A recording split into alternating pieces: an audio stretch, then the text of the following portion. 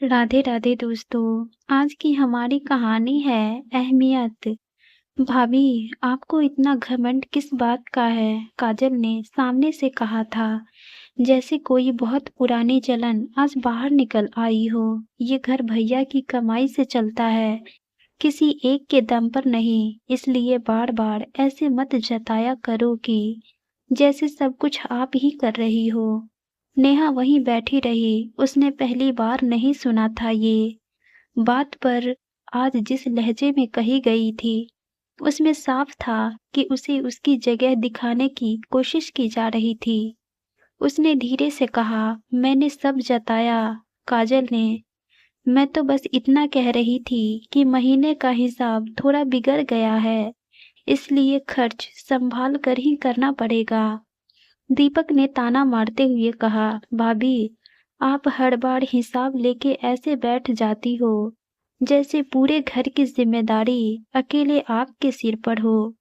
भैया कमाते हैं, आप तो बस खर्च करवाती हो, फिर भी ऐसे दिखाती हो जैसे घर आपकी मेहनत से चल रहा हो। नेहा का गला भर आया। उसने कहा, दीपक, कमाना और घर चलाना दोनों अलग बातें हैं। अमन बाहर मेहनत करता है, मैं यहाँ हर दिन इसी घर को संभालती हूँ। काजल तुरंत बोल पड़ी, संभालती हो या बस दिखाती हो? भाभी, आप हर बात में अपना नाम आगे कर देती हो, जैसे सब कुछ आप ही कर रही हो।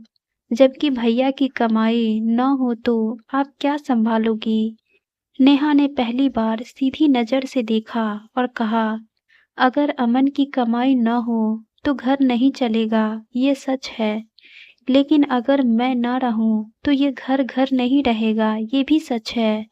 काजल हंस पड़ी, बहुत बड़ा सोच लिया आपने।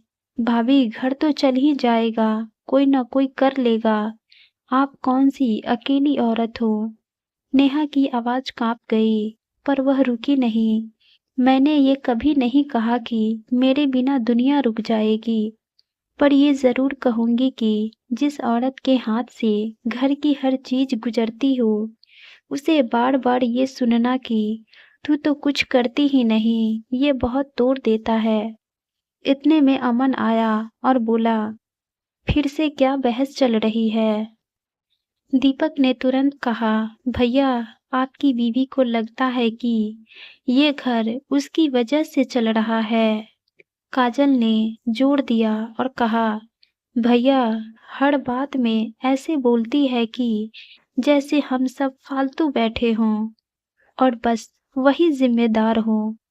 अमन ने थकी आवाज में कहा, नेहा, तुम हर बात को इतना क्यों बढ़ा देती हो? तुम तो जानती हो कि मैं ही कमाता हूँ, फिर ये बार बात क्यों लाती हो? नेहा ने उसकी तरफ देखा और बहुत धीरे से कहा, मैं कमाई का हक नहीं मांग रही अमन। मैं बस इतना चाहती हूँ कि जब इस घर की बात हो तो मेरा नाम भी जिम्मेदारी में लिया जाए, सिर्फ खर्च में नहीं। वह थोड़ा रुकी कर बोली, जब बाहर किसी के सामने कहा जाता है कि ये घर अमन के दम पर चलता है, तब कोई ये नहीं कहता कि इस घर की हर दीवार नेहा की धैर्य पर टिकी है। कमरे में खामोशी छा गई। नेहा ने आखिरी बात कही, जिस घर में औरत का काम काम नहीं समझा जाता, वहां उसकी अहमियत कभी नहीं बन पाती। और फिर धीरे धीरे वही औरत अपने ही घर में खुद को बेकार समझने लगती है। और आज पहली बार नेहा को लगा था कि इस घर में सबसे सस्ता वही है, क्योंकि उसकी मेहनत का कोई दाम ही तय नहीं था।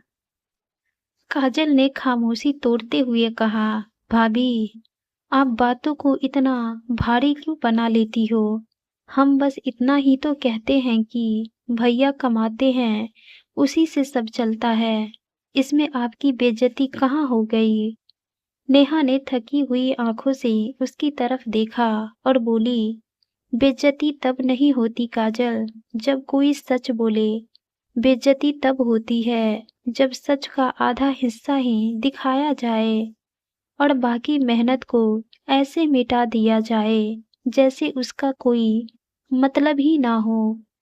दीपक ने झुल्लाकर कहा, भाभी, आप हर बात में इमोशनल हो जाती हो। आप ही बताओ, अगर भैया नौकरी छोड़ दे तो क्या ये घर चलेगा? नेहा ने बिना रुके कहा, नहीं चलेगा दीपक। जैसे अगर मैं एक दिन सब छोड़ दूं तो ये घर 4 दिन में बिखर जाएगा। फर्क बस इतना है कि भैया की कमी सबको तुरंत दिखेगी और मेरी कमी तब समझ आएगी जब सब थक जाएंगे। काजल ने व्यंग्य से कहा, तो क्या अब हम रोज आपके एहसान में जिए? नेहा की आवाज पहली बार सख्त हुई। एहसान की बात तुम लोग करते हो काजल, जबकि मैंने तो कभी कहा भी नहीं कि मैंने क्या क्या किया। मैं तो बस इतना चाहती हूँ कि जब बाहर कहा जाए कि ये घर अमन के दम पर चलता है, तब कोई भी जोर दे कि इस घर को नेहा भी संभालती है। इतने में पड़ोस की महिला आई और बोली, भाभी, आपका घर तो बहुत अच्छा चल रहा है। अमन इतना कमा लेता है कि सब आराम से रहते हैं। काजल ने तुरंत कहा, हाँ में हाँ मिलाई, हाँ आंटी, भैया के दम पर ही तो सब है, वरना आजकल कौन सा जमाना है। नेहा वहीं खड़ी सुनती रही। उसके चेहरे पर कोई शिकायत नहीं थी, बस एक अजीब सी थकान थी, जैसे किसी ने बार बार उसे याद दिलाया हो कि उसका होना गलती में नहीं आता। आंटी चली गई, नेहा ने बहुत हल्की आवाज में कहा, और देखा कि तुमने काजल, बाहर की दुनिया यही मानती है कि ये घर एक आदमी से चलता है, और अंदर भी जब यही बात दोहराई जाती है तो औरत धीरे धीरे खुद को फालतू समझने लगती है। दीपक कुछ नहीं बोला। नेहा आगे बोली, जब मैं बीमार पड़ती हूँ तब भी घर चलता रहता है, क्योंकि मैं उठ जाती हूँ। जब थक जाती हूँ तब भी काम रुकता नहीं, क्योंकि मैं खुद को रुकने नहीं देती। और शायद इसी वजह से मेरी मेहनत सबको दिखाई ही नहीं देती। अमन चुपचाप खड़ा सुनता रहा। नेहा ने उसकी तरफ देखकर कहा, मैं तुम्हारी कमाई का श्रेय नहीं छीन रही अमन। मैं बस इतना चाहती हूँ कि जब इस घर की बात हो तो मेरा नाम भी जिम्मेदारी में लिया जाए, सिर्फ बोझ में नहीं। आज अगर मैं एक दिन के लिए भी रुक जाऊं तो सबको समझ आएगा कि कमाई घर चलाती है, पर घर को घर बनाकर कोई और रखता है। काजल की आंखें झुक गई। नेहा ने आखिरी बात कही, अगर शायद पहली बार आपने लिए कहा था, जिस दिन इस घर में मेरी मेहनत को भी उतनी ही इज्जत मिले जितनी कमाई को मिलती है, उस दिन मुझे पहली बार लगेगा कि मैं सच में इस घर की हूँ। अमन बहुत देर तक कुछ नहीं बोला, जैसे उसके अंदर कोई पुरानी बात हिल गई हो, जैसे वह अब तक नजरअंदाज करता आया था। उसने धीमे स्वर में कहा, नेहा, मुझे कभी लगा ही नहीं कि तुम्हें ऐसा महसूस होता है। तुम तो हर बात में खुद को मजबूत दिखाती रही हो। पर नेहा ने बिना शिकायत के कहा, क्योंकि अगर मैं कमजोर दिख जाती अमन, तो शायद इस घर में मेरी जगह और छोटी हो जाती। मैंने सीखा था कि चुप रहकर निभाने वाली औरत को ही अच्छी बहू कहा जाता है। इसलिए मैंने कभी ये नहीं बताया कि मुझे भी थकान होती है, मुझे भी बुरा लगता है, मुझे भी कभी-कभी बस बैठकर सांस लेना अच्छा लगता है। काजल ने धीरे से कहा, भाभी, हमें लगा ही नहीं कि आपको हमारी बातें इतनी चुभती है। नेहा ने उसकी तरफ देखा और बोली, काजल, चुभन तब सबसे ज्यादा होती है जब ताना रोज मिले और सामने वाला हंसकर कहे, अरे मजाक था, तुम तो हर बात को दिल पर ले लेती हो। दीपक ने पहली बार सिर झुकाते हुए कहा, शायद हमने कभी सोचा ही नहीं कि घर का काम भी काम होता है। हमें तो बस इतना दिखता रहा कि भैया पैसे लाते हैं और घर चलता है।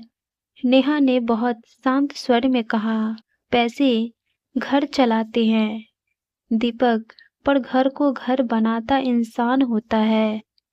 और जब उस इंसान को ही ये एहसास दिला दिया जाए कि तुम तो कुछ करती ही नहीं, तो वो धीरे धीरे अंदर से टूटने लगता है। अमन की आंखों में पहली बार शर्म झलकी। उसने कहा, मैं बाहर लोगों के सामने हमेशा यही कहता रहा कि मैं ही सब संभालता हूँ। मुझे लगा कि यही मर्दानगी है, पर आज समझ आया कि मैंने तुम्हें वहीं खड़ा कर दिया जहां से तुम खुद को छोटा महसूस करने लगी। नेहा ने बस इतना कहा, मुझे बड़ा कहलाना नहीं था अमन, मुझे बस दिखना था। काजल ने धीमे से कहा, भाभी, अगर आप एक दिन रुक जाओ तो सच में घर बिखर जाएगा। नेहा हल्का सा मुस्कुराई और बोली, मैं रुकना नहीं चाहती काजल, मैं बस इतना चाहती हूँ कि मेरा चलना भी गिना जाए। उस दिन पहली बार घर में ये तय हुआ कि बाहर जब भी घर की बात होगी तो अमन सिर्फ अपनी कमाई का नहीं बल्कि नेहा के संभालने का भी जिक्र करेगा। काजल और दीपक का आदेश देने से पहले एक पल सोचेंगे कि सामने वाली भी उन्हीं की उम्र की एक औरत है, कोई मशीन नहीं।